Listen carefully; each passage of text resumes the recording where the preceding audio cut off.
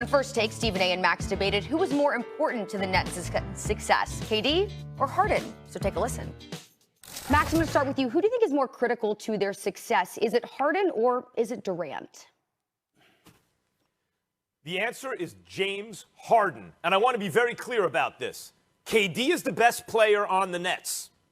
Kyrie is the most skillful player on the Nets.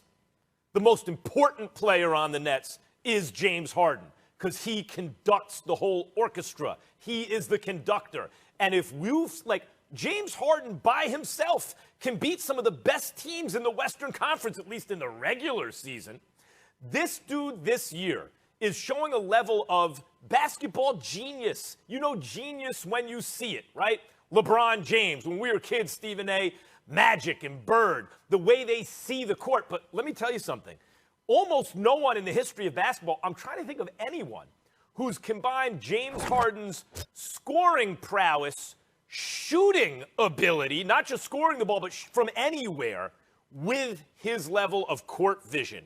And on this team, leadership. Kyrie Irving is box office. You walk through the turnstiles to watch the show he will put on. Make no mistake about it. And he's been spectacular this year. James Harden, we know how big time he is and playing the best ball of his career. And as far as I'm concerned, is a legitimate top 2 league MVP candidate. But that would not be the case if Kevin Durant were healthy and Kevin Durant were playing these last 27, 28 games. You understand? When you look at the Brooklyn Nets and what the expectations are, the expectation is the chip. The expectation is the chip. And that's only because Kevin Durant is there. If Kevin Durant wasn't there, Max, even with Harden and Kyrie playing the way that they're playing, you sit there and say they'd have a chance, but nobody will sit up there and say the expectation is for them to win the chip. KD shifts the balance of power that dramatically. All right, we got some disagreement between the guys. What's new? Chiney, what do you think? Who is more important to the Nets? Is it KD or is it Harden? I think Stephen A's right on the money.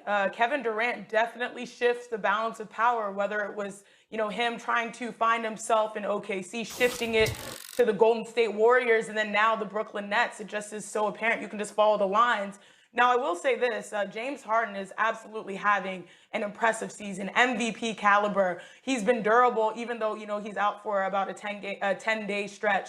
And as we've seen time and time again, James wakes up and dominates games over and over the course of 48 minutes.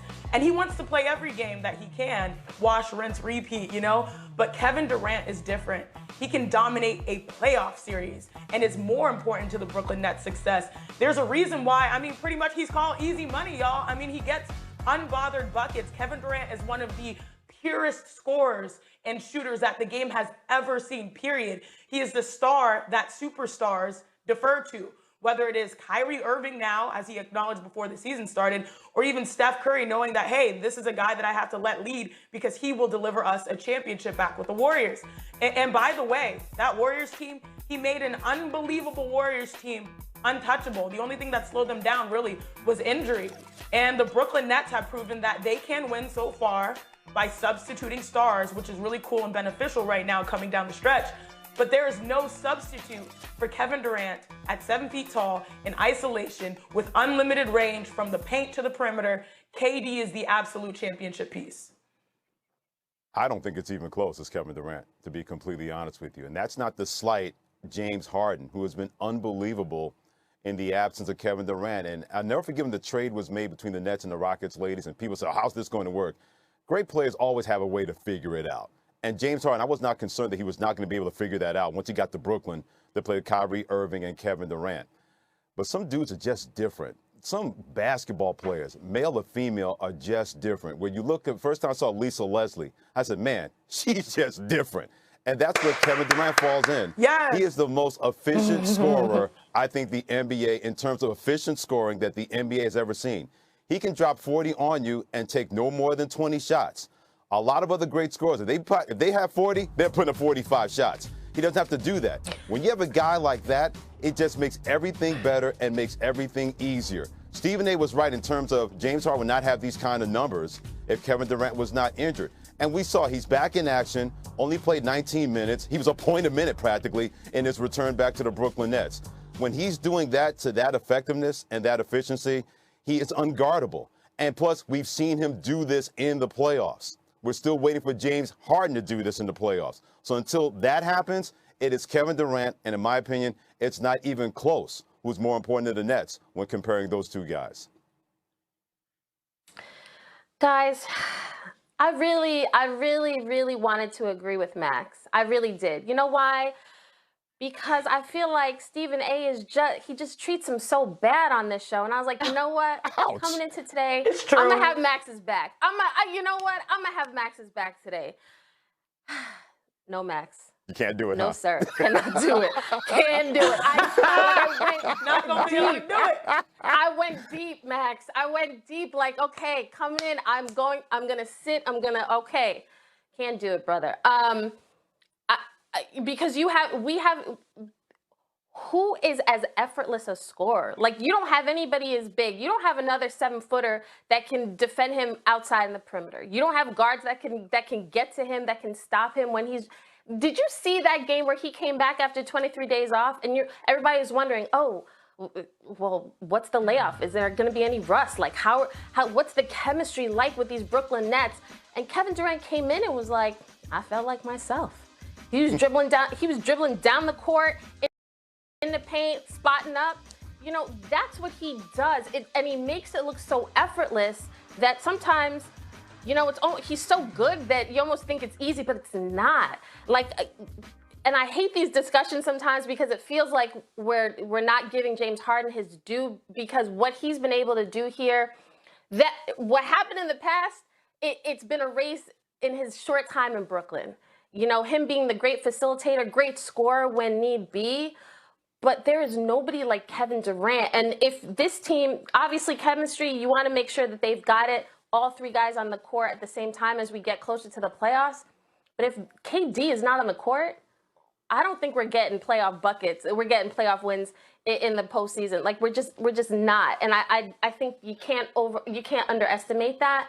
So Max, bro, come see the light, my friend. Well, Kimberly, you make a good trying to point. help you here. You make a good point about all three of the big three being on the court at the same time. So far this season, they've only been on the court for 7 games at the same time. So, Chiney, how concerned are you about the Nets staying healthy down the stretch? After watching KD come back, my concern level dropped like all the way to the floor, because you wonder about the chemistry issues. And I won't say, like, you know, under the ground, but it's just like level. It's level. It's not really easy. And I know this from personal experience, assembling a team and making it work in the first year. The Tampa Bay Bucks built different with the GOAT and Tom Brady.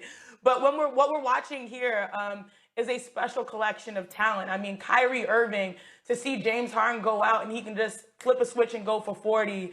James Harden, and if we're going to like try to save Max a little bit, one thing that he has done, switching teams mid-season and then leading the league in assists, and on a night-to-night basis, sometimes having Kyrie, sometimes not having Kyrie and KD, figuring out multiple ways to win, which he's learned from that experience in Houston how to do it, and distributing the ball, making everyone look better. I mean, James Harden, Kyrie told him, like, you're going to have the rock, bro.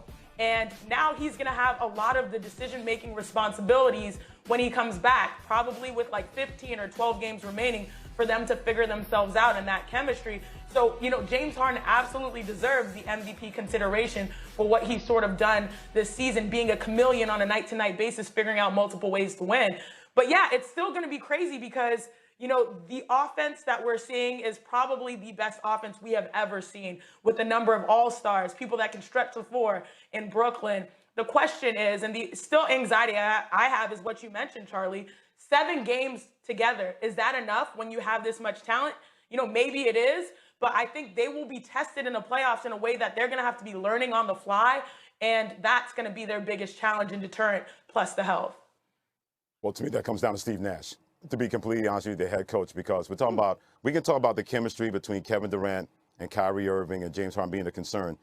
But Steve Nash is going into the playoffs with this kind of basketball team, with these expectations as a first-time head coach. We're not talking about having a Greg Popovich or Doc Rivers leading a team into the playoffs. We're talking about Steve Nash, great point guard. But when the bullets are flying, how are you going to be able to make the right play call? Know who is hot and who is not. And you don't have to worry about massaging egos here, Kimberly and Shanae and Charlie. It's all about, hey, this is where the ball is going, and everybody being on the same page. To me, I think that's the hidden fact about this whole thing. Steve Nash is the one that has to make those important calls and have everybody's respect and confidence that he can do that and make that work in the playoffs. Yeah, that's a great point, Freddie. I think the minute we start talking about the chemistry issues, like, how's this going to work, guys? That's a lot of talent. But are they gonna be unselfish? Are they gonna want to be unselfish? Are they gonna? I think the three of them heard all that and was like, boom, all right, chemistry, not an issue. We're good. Because I think they're determined to show that this can work. Again, like Chene said, seeing KD come out the other night for the first time in a long time, you were able to relax your shoulders a little bit as a fan because you feel like, okay, he's good. Obviously, health is a concern for them, but also for the Lakers. There's a lot of teams right now where health is an issue. But, you know, in Brooklyn, we're just built a little different.